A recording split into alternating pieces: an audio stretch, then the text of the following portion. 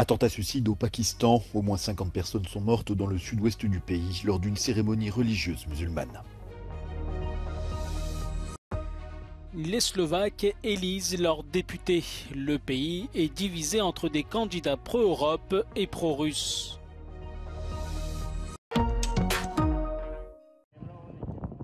Au Pakistan, au moins 50 personnes sont mortes lors d'un attentat suicide contre une procession musulmane dans la province du Baloutchistan. Des dizaines de personnes sont blessées et le bilan pourrait encore s'alourdir. L'explosion a eu lieu à proximité d'une mosquée alors que plusieurs centaines de personnes étaient rassemblées pour commémorer la naissance du prophète Mahomet, une cérémonie condamnée par certains groupes musulmans radicaux.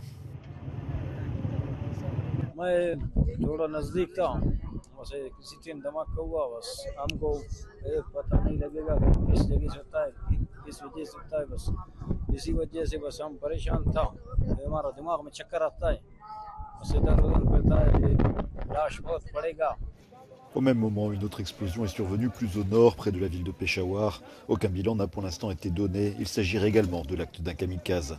Ces explosions interviennent avant des élections législatives cruciales pour le Pakistan qui se dérouleront au mois de janvier prochain.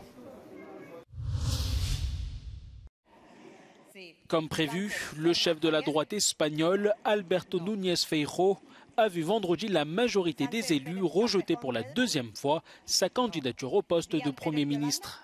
177 députés sur 350 ont voté contre le leader du Parti populaire. C'est désormais au tour du leader de la gauche, Pedro Sánchez, de tenter d'être investi. Si como parece esta alternativa no fructifica, solo quedan ya dos salidas que no serán honrosas. La primera es el gobierno de la mentira y la segunda, una repetición electoral. Le Premier ministre sortant devra donc former une majorité avant le 27 novembre. Faute de quoi, un nouveau scrutin sera automatiquement convoqué pour la mi-janvier. Assuré du soutien de l'extrême gauche et des séparatistes basques, il doit obtenir l'appui indispensable du parti indépendantiste catalan qui cherche à avoir l'amnistie pour ses dirigeants poursuivis. Les Slovaques sont appelés aux urnes ce samedi pour des élections législatives anticipées. Ce scrutin incertain est important pour l'avenir du pays, tiraillé entre des candidats politiques pro-Europe et pro-russes. I'm very stressed. I'm hoping for a better future, and I'm scared what will happen after elections. I think it is very important, and especially for young people, because I've heard a lot of young people are planning to move out if the elections don't go their way. A szlovákiai választás kimenetele talán még soha nem volt olyan bizonytalan, mint most. A koalíciós kormány vezetésére két pártnak van esélye.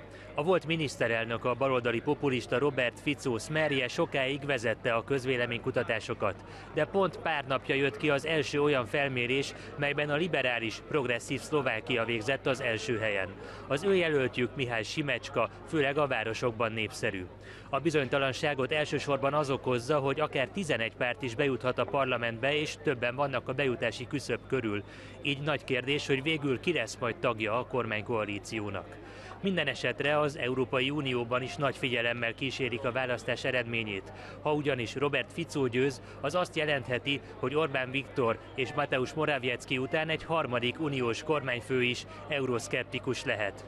És ráadásul Fico az orosz pártiságáról is híres. Emellett viszont arról is, hogy rendkívül pragmatikus politikus, így könnyen lehet, hogyha az érdekei ezt kívánják, a kormányon majd ki fog békülni nyugati szövetségeseivel. Magyar Ádám, Euronews, Pozsony. Robert Fico et son parti Smer partent favoris des élections législatives slovaques de ce samedi. À 59 ans, l'ancien président du gouvernement est une figure incontournable du paysage politique de son pays. Robert Fico a fait campagne sur une ligne clairement pro-russe et anti-américaine. Sa candidature s'inscrit dans une tendance des partis européens, à gauche comme à droite, sceptiques vis-à-vis du soutien à l'Ukraine face à l'invasion de la Russie. Robert Fico a suivi des études de droit avant de rejoindre le Parti communiste de Tchécoslovaquie en 1986. Il est élu pour la première fois député en 1992 et dirige le gouvernement slovaque à 2 reprises entre 2006 et 2010, puis de 2012 à 2018. Son retour au pouvoir pourrait conduire la Slovaquie à changer son positionnement diplomatique et à se rapprocher de la Hongrie de Viktor Orban. Robert Fico est opposé aux sanctions européennes contre la Russie, doute que l'Ukraine soit en mesure de repousser les soldats russes hors de ses frontières et s'oppose à l'adhésion de l'Ukraine à l'OTAN. Selon un sondage de l'ONG Globsec de mars dernier, 51% des Slovaques pensent que l'Occident et l'Ukraine sont responsables de la guerre avec la Russie. Nous faisons notre part, à vous de faire la vôtre. Tel est le message adressé par le ministre colombien de la Défense à l'Union européenne dans le cadre de la lutte contre le trafic de drogue. Iván Velázquez Gómez était à Bruxelles vendredi pour s'entretenir avec la commissaire européenne chargée des affaires intérieures, Ylva Johansson, au sujet du renforcement de la coopération dans la lutte contre la criminalité organisée. Le ministre de la Défense n'a pas mâché ses mots. Es decir, estamos evitando que llegue cocaína a este continente. Pero también pedimos que como controlamos la oferta, se pueda en estos países, pueda la Unión Europea, puedan los países consumidores también controlar, disminuir la demanda. L'une des principales préoccupations des gouvernements européens est l'augmentation de la violence liée au trafic de drogue. L'année dernière, plusieurs affaires ont défrayé la chronique, notamment la mort d'une fillette de 11 ans lors d'une fusillade liée au trafic de stupéfiants. Vendredi, Bruxelles et Bogota se sont engagés à intensifier le partage d'informations et la communication dans le cadre d'un effort global de lutte contre la criminalité organisée.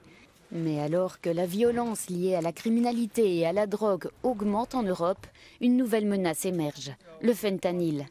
Cet opioïde synthétique, dont la puissance est estimée à 50 fois celle de l'héroïne, est considéré par la commissaire aux affaires intérieures comme un produit à haut risque.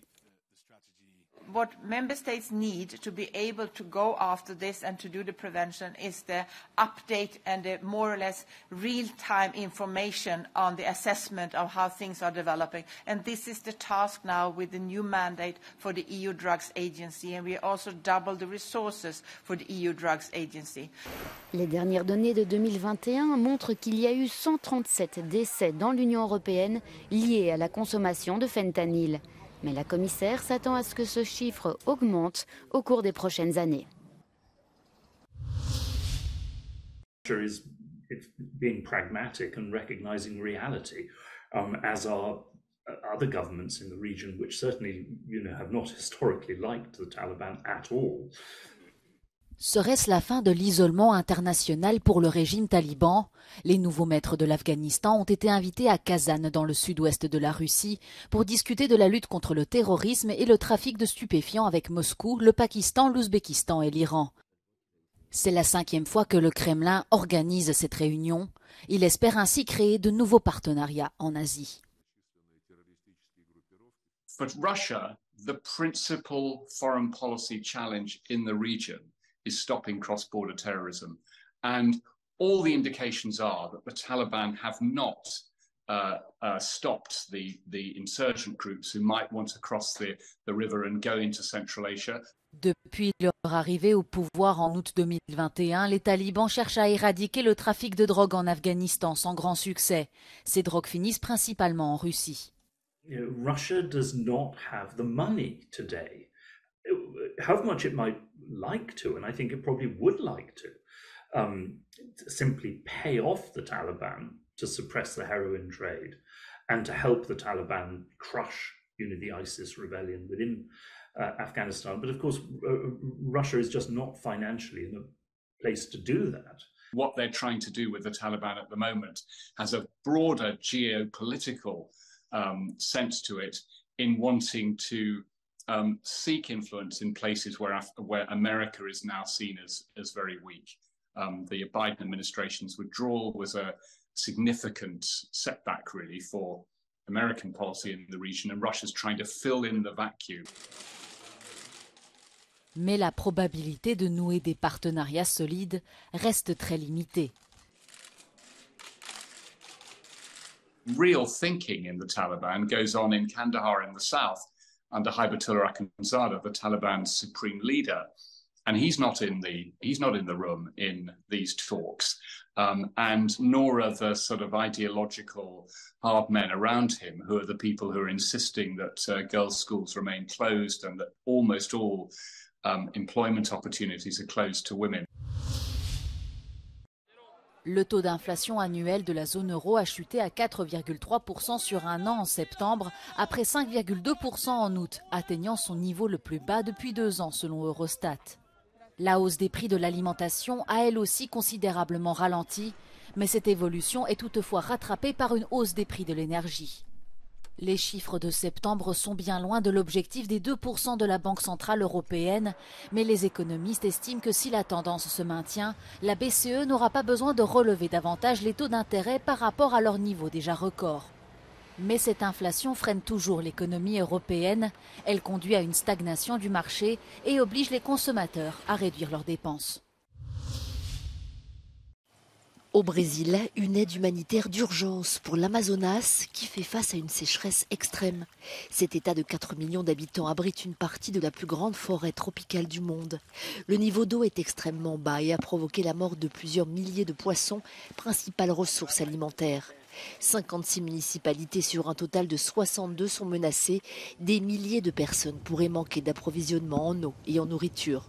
La situation pourrait s'aggraver dans les mois à venir avec des précipitations inférieures à la normale.